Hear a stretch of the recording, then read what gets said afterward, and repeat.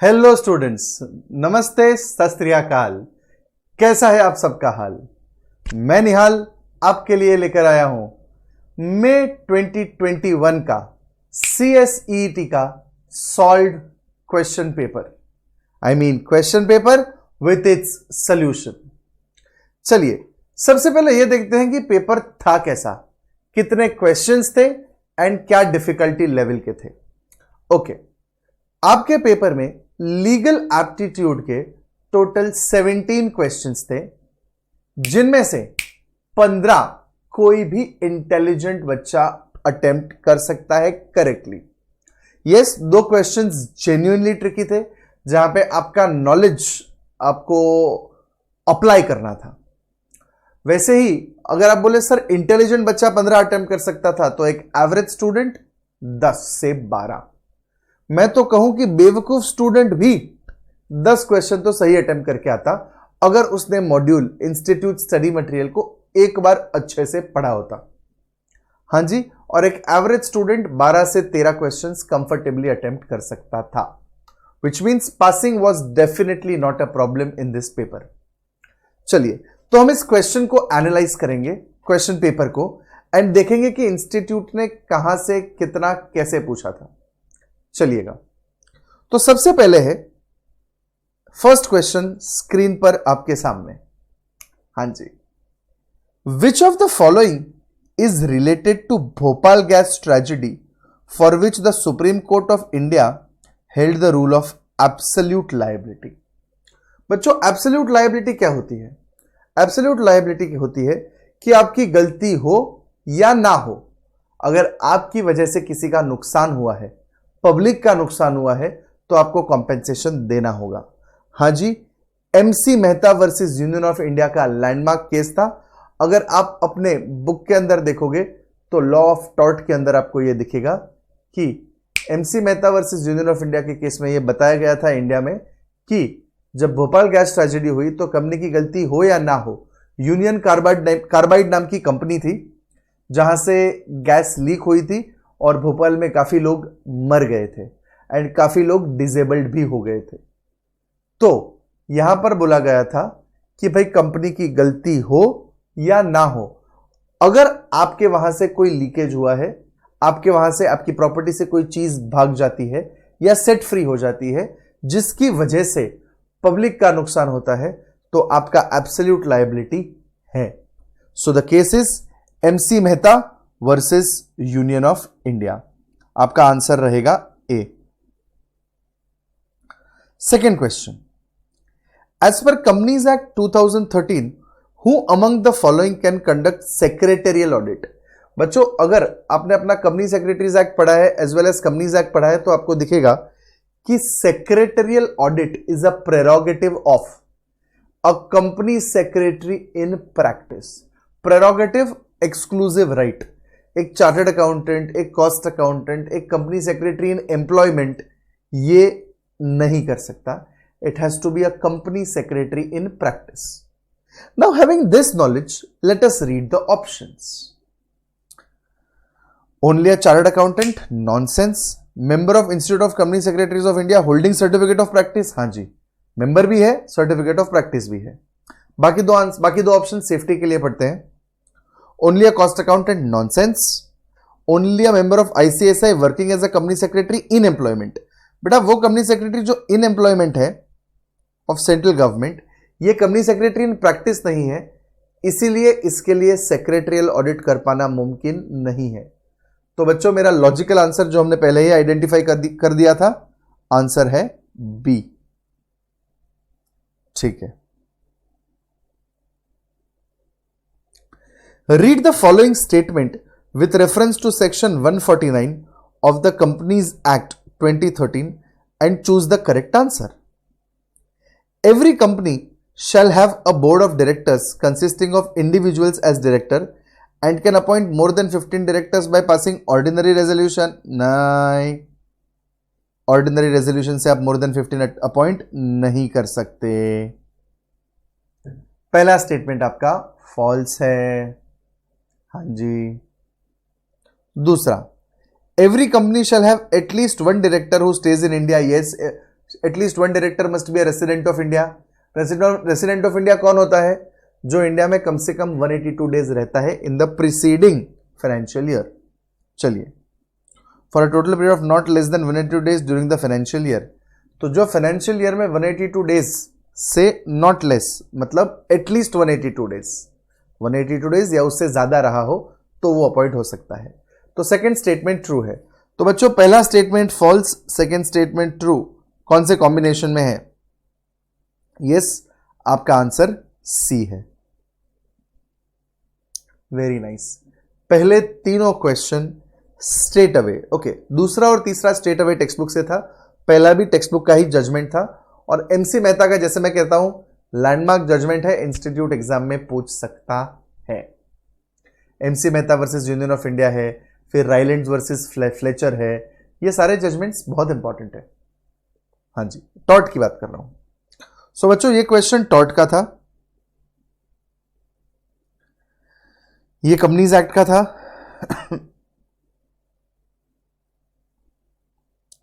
Third question आपका again companies act का था।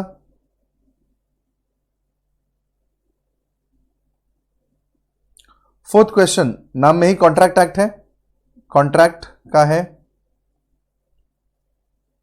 As per the Indian contract act 1872, if a promise is made in writing and signed by the person to be charge therewith, writing में है और उस बंदे ने sign किया है जिसपे कोई चार्ज है या जिसपे कोई ड्यूटी या लायबिलिटी है, और by his agent to pay a debt barred by law, मतलब एक time barred debt, debt barred by law मतलब time barred date.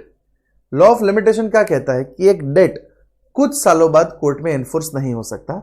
General period of time barring is 3 years, मतलब डेट जिस दिन इनकर हुआ उसके 3 साल, डेट जिस दिन इनकर हुआ उसके 3 साल के बाद कोर्ट में एनफोर्स नहीं हो सकता। Then such an agreement without consideration is, बच्चों कोर्ट में एनफोर्स नहीं हो सकता, लेकिन क्वेश्चन क्या बोल रहा है कि बंदे ने 3 साल के बाद भी पेमेंट कर दिया बिकॉज वो जानता था कि उसे पे करना है। अब या तो उसे लॉ नहीं पता था या वो चाहता था कि वो अपना पुराना लायबिलिटी पे कर दे, तो ये पेमेंट वैलिड है या वॉइड? तो लॉ क्या कहता है बच्चों कि अगर टाइम बार्ड डेट था, मतलब डेट 3 साल से पुराना था, लेकिन बंदा आज पे कर रहा है, तो टाइम बार्ड क्यों बोला गया था? कि भाई हम कोर्ट का टाइम वेस्ट नहीं करना चाहते। बट अगर बंदा पे कर रहा है तो सही है सर, लेकिन उसको बदले में क्या मिला उसे? लॉ कहता है आज नहीं मिला, 3 साल पहले मिला था जो हमको नहीं दिखता, कोई प्रॉब्लम नहीं है। ये बिना कंसिडरेशन के भी हम वैलिड मानेंगे, क्योंकि हम जानते हैं कहीं ना कहीं at the back of our mind कि भले ही 3 साल पहले तो पहले कंसिडरेशन था तो सही, भले ही कानून को दिख नहीं रहा। तो लॉ क्या कहता है कि भाई कानून को कंसिडरेशन नहीं दिखता, मतलब कंसिडरेशन एब्सेंट है। अगर कंसिडरेशन एब्सेंट है तो भी एक टाइम बार्ड डेट का पेमेंट एब्सोल्युटली वैलिड है। क्वेश्चन एक बार फिर से पढ़ेंगे, लैंग्वेज में घुमाने की कोशिश की गई है, कॉन्सेप्ट बड़ा ही क्लियर है, ध्यान दीजिएगा। As per the Indian contract act 1872, if a promise is made in writing and signed by the person charged therewith और by his agent to pay a debt barred by law, then such an agreement without consideration is. तो बच्चों 3 साल पुराने date के लिए आज मैंने लिख कर दिया कि मैं पे करूंगा, सर बदले में क्या आया? कुछ नहीं, फिर भी ये पेमेंट वैलिड है because section 25 of Indian contract act के अंदर एक्सेप्शंस है कि भाई अग्रीमेंट बिना कंसिडरेशन, अच्छा सेक्शन 25 क्या कहता है? Agreements without consideration are void, लेकिन उसका ये एक्सेप्शन कहता है कि if it is payment for a time barred debt और a return promise to pay for a time barred debt is valid even in the absence of consideration. ठीक है, so the answer is valid A. Forest officials, 5th question कर रहे हैं हम बच्चों। Forest officials filed cases against mister Austin for Fehling trees, Fehling मतलब गिराना, पेड़ गिराने के लिए ऑस्टिन भाई के सामने केस किया गया है बिना एविडेंस के, लेकिन ऑस्टिन वाज एक्विटेड। एक्विटेड मतलब उसको कोर्ट ने फ्री कर दिया और कोर्ट ने बोला भाई 25,000 का तुझे जुर्माना मिलेगा क्योंकि किसी ने तेरे खिलाफ गलत केस फाइल किया था। This is example of tort of क्या? By the way question is on tort.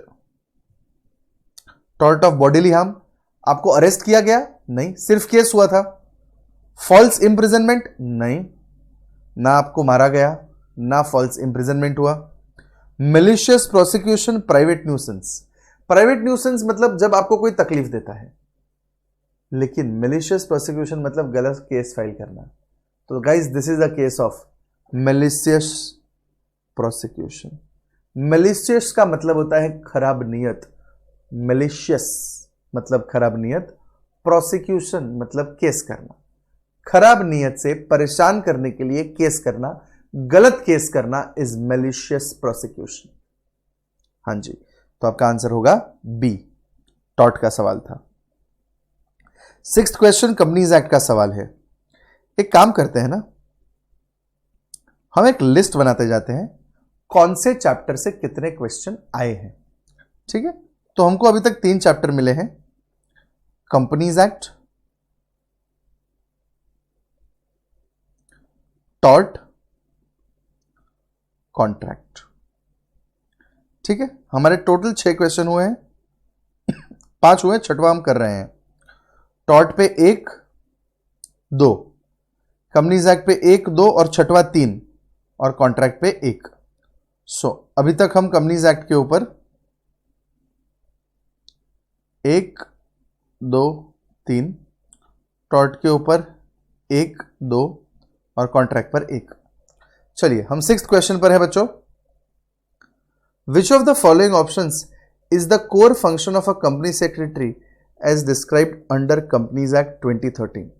जब भी कंपनी सेक्रेटरी का सवाल आएगा ना, तो 2 बार पढ़िएगा। कंपनीज एक्ट पूछा है या कंपनी सेक्रेटरीज एक्ट पूछा है, ध्यान से देखिएगा। इस क्वेश्चन में आपको बोला गया है function of company secretary, in fact core function of company secretary under companies act. Guys, companies act का सेक्शन 205 सबसेक्शन 1 कहता है कंपनी सेक्रेटरी सेक्रेटरियल स्टैंडर्ड्स का कंप्लायंस चेक करेगा। हां जी, इसके अंदर रूल्स भी हैं, बट फिलहाल एक्ट कहता है आप as a company secretary secretarial standards का कंप्लायंस चेक करोगे। अब to ensure that company complies with applicable accounting standards, नहीं। To ensure that the company complies with the applicable auditing standards, नहीं, वो तो ऑडिटर का रिक्वायरमेंट था। To ensure that the company complies with applicable secretarial standards, हां जी। And to ensure that the company complies with applicable governance standards. Honestly company secretary governance standards भी दिखता है, लेकिन is it because of Companies Act? No. The ICAI expects him, the other laws expect him, but company law expects him only to report on क्या? Secretarial standards. So मेरे answer में option आएगा Secretarial standards and hence मेरा answer होगा C। ठीक है बच्चों, अगला। Okay, the next question is on Constitution. As per the Indian Constitution, what is the minimum age of qualification for membership of State Legislative Assembly? Beta, State Legislative Assembly and State Legislative Council. Assembly is like Lok Sabha, Council is like Rajya Sabha. Assembly के लिए as 25 है, Council के लिए as 30 है, याद रखिएगा। सो assembly के लिए एज है 25। 25 साल से कम का व्यक्ति लेजिस्लेटिव स्टेट लेजिस्लेटिव असेंबली का लेजिस्लेचर असेंबली का मेंबर नहीं बन सकता। The answer is 25। आपको ये पता होना चाहिए। हाँ जी, कॉन्स्टिट्यूशन का पार्ट है। Identify the law that is a collection of principles describing legal systems civil response to injuries one affects on the other. बच्चों, एक तो है civil response of injuries one affects on another, कहीं पर भी contract का reference नहीं है। सिविल लॉ एक ग्रुप ऑफ लॉज है जो सिविल सूट्स में फाइल किए जाते हैं, मतलब सिविल लॉ एक लॉ नहीं है, वो कैटेगरी है। तो लॉ कौन सा है? जब एक बंदा दूसरे को हार्म करे, वो भी सिविल नेचर का harm. Tort, a tort is a civil wrong, याद है, टॉर्ट का ही मीनिंग था ये। Yes, this question is on tort and आपका आंसर है लॉ ऑफ टॉर्ट्स। बाकी ऑप्शन पढ़ते हैं, क्रिमिनल लॉ नहीं, सिविल लॉ नहीं, स्टैट्यूटरी लॉ क्या होता है यार? स्टैट्यूट ही तो लॉ होता है। स्टैच्यूटरी लॉ तो एवी जगह भरने के लिए दे दिया है इन्होंने, नॉनसेंस था। जिसने डी मार्क किया उसको CS छोड़ देना चाहिए। हाँ जी, चलिए आंसर है ए, लॉ ऑफ टॉर्ट्स। चलिए 2 और क्वेश्चन आ गए, एक कॉन्स्टिट्यूशन का, एक टॉर्ट का। तो टॉर्ट में हम एक और ऐड कर देंगे बच्चों, ऐड 1, और कॉन्स्टिट्यूशन में एक और आ गया। ठीक है बच्चों, चलिए we are done with 3 + 3 + 2 8 questions. Almost आधा पेपर हो चुका है क्योंकि पूरे पेपर में टोटल ही 17 क्वेश्चन थे। चलिए हम चलेंगे 9th क्वेश्चन पर। Which of the following legal terms refers to the authority given by law to a court to try cases and rule on legal matters within a particular geographical area? बेटा इस geographical area के सारे cases ये court देखेगी, इसको क्या कहते हैं? अटेस्टेशन? नहीं, वो तो साइन होता है to verify the truthfulness. Adjudication तो डिसीजन होता है, तो कोर्ट का डिसीजन थोड़ी है ये, कोर्ट का औकात है ये, इसे कहते हैं ज्यूरिसडिक्शन। इस ज्योग्राफिकल एरिया के केसेस इस लेवल की कोर्ट के पास जाएंगे तो कोर्ट के पास औकात है इसके ऊपर डिसीजन देने का, you call it jurisdiction. Legislation मतलब तो लॉ, जो तो पार्लियामेंट का या स्टेट लेजिस्लेचर का काम है, इसमें कोर्ट कहां से आएगा? तो डी ऑप्शन अगेन यहां पर टाइम पास के लिए दिया गया था। आपके पास ऑप्शन है ए, बी या सी, जिनमें से C is the most appropriate option. अभी तक मुझे ऐसा कोई भी क्वेश्चन नहीं लगा जो एक्सट्रीमली डिफिकल्ट हो, एक्सेप्ट कि क्वेश्चन नंबर 6 थोड़ा ट्रिकी था। Company secretaries act whereas companies act के बीच शायद बंदा कंफ्यूज हो जाता, बट अगर थोड़ा केयरफुल होता तो यहां पर भी मिस्टेक ना करता। चलिए, सो ये कोर्ट का ज्यूरिसडिक्शन है, which means the question is constitution. 9th आपके कॉन्स्टिट्यूशन का सवाल था, तो कॉन्स्टिट्यूशन पे आया एक और सवाल। चलिए 10th क्वेश्चन पे चलेंगे। Which of the following type of capital is also known as authorised और रजिस्टर्ड कैपिटल? बेटा ऑथोराइज्ड और रजिस्टर्ड कैपिटल एग्जैक्टली होता क्या है? बेटा ये वो कैपिटल है जो कंपनी अपने मेमोरेंडम ऑफ एसोसिएशन में लिखती है, इसमें से कंपनी शेयर कैपिटल इश्यू करती है। तो ये नाम का कैपिटल है, ये मैक्सिमम कैपिटल है जो कंपनी रेज कर सकती है, इसे ऑथोराइज्ड कहा जाता है, या फिर नॉमिनल भी, या फिर रजिस्टर्ड भी।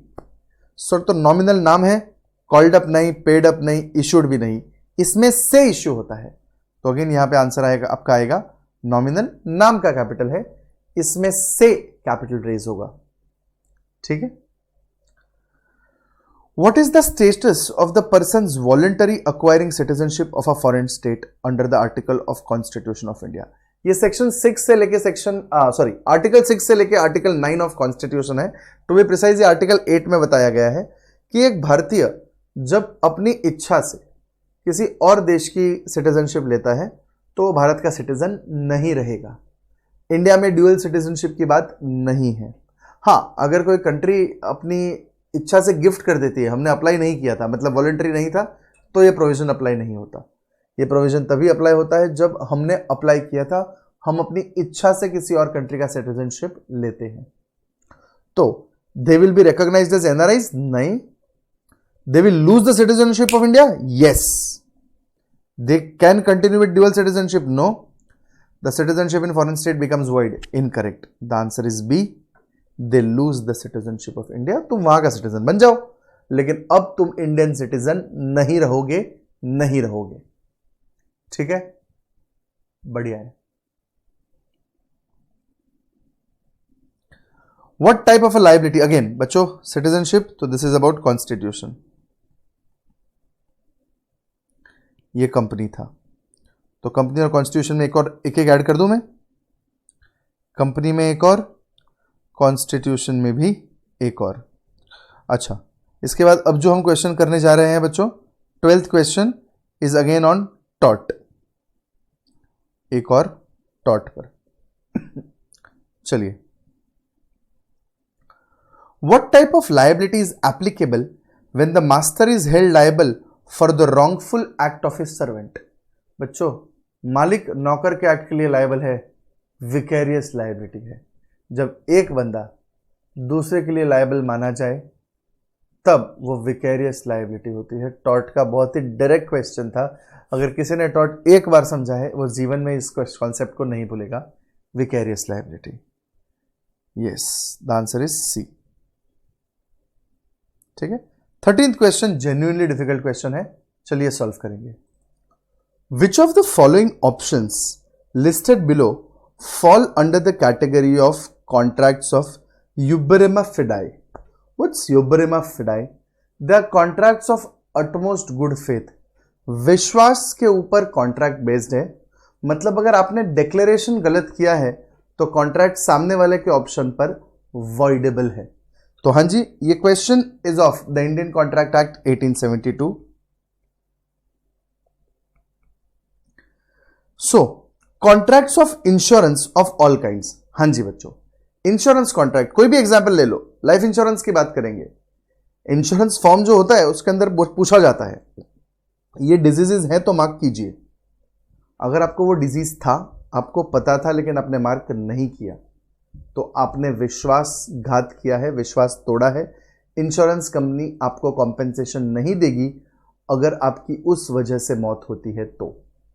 वैसे ही हेल्थ इंश्योरेंस में होता है कि अगर आपने डिजीज डिस्क्लोज नहीं किया है और बाद में पता चला कि आपको पता था ये डिजीज आपको है, तो आपको कॉम्पेंसेशन नहीं मिलेगा in the case of hospitalisation, जिसके लिए हेल्थ इंश्योरेंस होता है।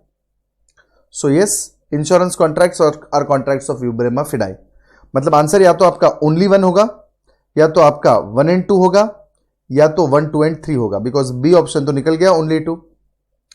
दूसरा, कॉन्ट्रैक्ट्स ऑफ फैमिली अरेंजमेंट्स। बच्चों, जब परिवार का बंटवारा होता है या परिवार के में कोई प्रॉपर्टी का डिस्ट्रीब्यूशन होता है, तो क्या आप विश्वास रखते हो? हाँ जी। तो किसी भी फैमिली मेंबर ने विश्वासघात किया है तो बाकी के फैमिली मेंबर्स के ऑप्शन के ऊपर कॉन्ट्रैक्ट वॉइडेबल है। तो 1 and 2 दोनों सही है। चलिए तो 3 देख लेते हैं, बिकॉज 3 के ऊपर से अपने को पता चलेगा आंसर सी है या D. Contract of sale of land. बच्चों, जब जमीन का सेल होता है तो आप जमीन की सारी डिटेल्स करेक्टली और कंप्लीटली बताओगे, ये सामने वाला पार्टी प्रिज्यूम करता है, और अगर नहीं है तो yes, the contract is voidable. तो आंसर है all 3 and therefore the answer is D. हाँ जी, ये आपके है ना CSEET के मॉड्यूल में एक जगह पे छोटा सा रेफरेंस है, डिटेल डिस्कशन आपके CS एग्जीक्यूटिव में है, इसलिए मैंने कहा था कि एक CSEET स्टूडेंट के लिए ये शायद डिफिकल्ट हो। ठीक है, as per companies act what, अच्छा बाय द वे, तो जब मैंने ये कॉन्ट्रैक्ट कहा था 13 में मुझे एक और ऐड कर देना है कॉन्ट्रैक्ट में। एक काउंट कर लेते हैं, 13 है कि नहीं? 4 + 4 + 2 + 3, परफेक्ट, 13 है। चलिए आखिरी 4 सवाल। As per the companies act what is the minimum number of board meetings a private company should have every year? बच्चों, प्राइवेट कंपनी क्वार्टर में 1, साल में 4। बहुत इजी आंसर है 4। यस, कॉन्ट्रैक्ट कंपनीज पे एक और सवाल। Under fundamental duties of Indian constitution, children of which age group have to be provided opportunities for education by their parents और ग्रैंड पेरेंट्स? बच्चा, एजुकेशन 14 साल तक होता है, 6 से 14, क्योंकि 6 से छोटे को तो कौन पढ़ाएगा यार। तो कंफ्यूज करने के लिए 5 to 14 दिया गया था बी ऑप्शन में, वरना आंसर स्ट्रेट अवे तुम्हारे मॉड्यूल का क्वेश्चन उठाकर डाल दिया गया है। मॉड्यूल का कॉन्सेप्ट उठाया, MCQ बनाकर डाल दिया, बहुत ही डायरेक्टली स्ट्रेट फॉरवर्ड क्वेश्चन है। आंसर आपका डी है 15th का। तो कॉन्स्टिट्यूशन का एक और सवाल।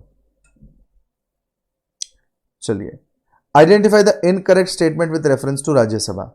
It is also referred to as council of states. हाँ जी, the English name for it is council of states और द अपर हाउस।